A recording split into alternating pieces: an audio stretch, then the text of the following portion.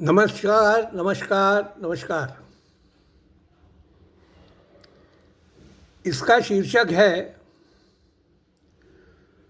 किराने लाल और ज़ोहरा जबी। यदि आप किराने लाल से बात करेंगे तो वो ज़ोहरा जबी का जो उच्चारण है, जिसको उर्दू में तलफ़्फ़ुज़ बोलते हैं, वो क्योंकि दोनों ही ज़ अलग अलग है, ज़ोहरा और जबी। हिंदी के हिसाब से तो दोनों ही ज है, परंतु उर्दू के हिसाब से अलग अलग हो जाते हैं।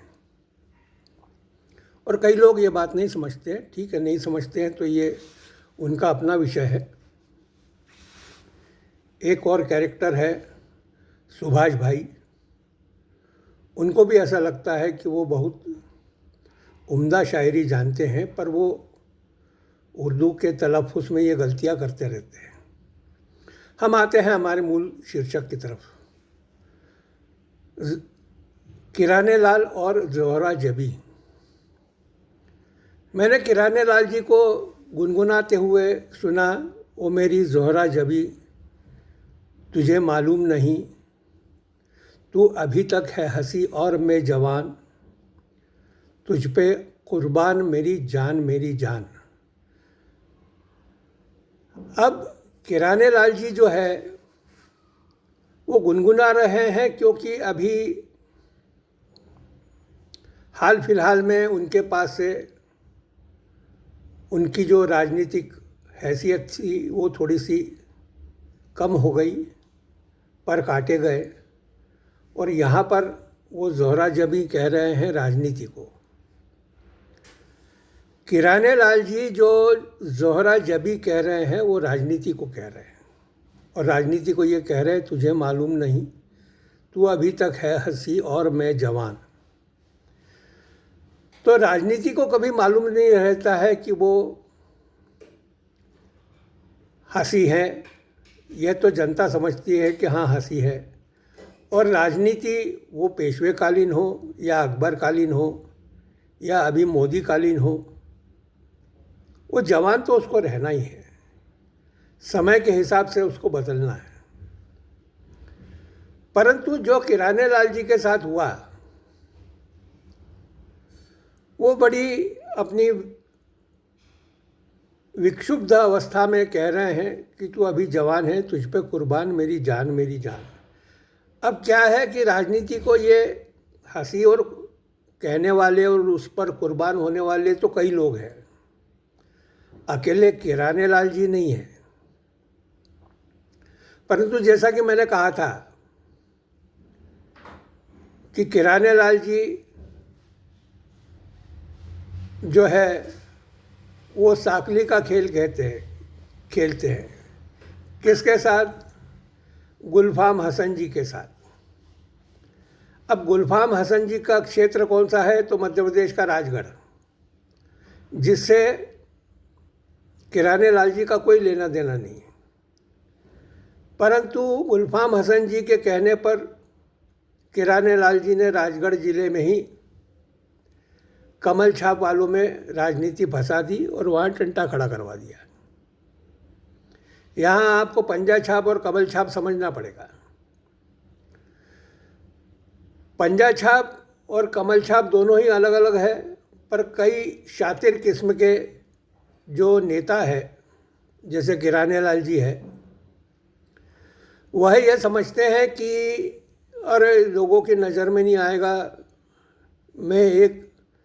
मेरा कदम पंजे में भी फंसा हुआ है, एक मेरा जो है वो कमल के कीचड़ में भी फंसा हुआ है। उधर गुलफाम हसन भी समझ रहे हैं कि मेरा एक बंदा कमल के कीचड़ में तो है ही, मौका आने पर मेरी मदद तो करते ही रहेगा, करते ही रहा हुआ है। परंतु आज वर्तमान में जो किराने लाल जी की अवस्था है वो ये है कि श्री राम जय जय राम।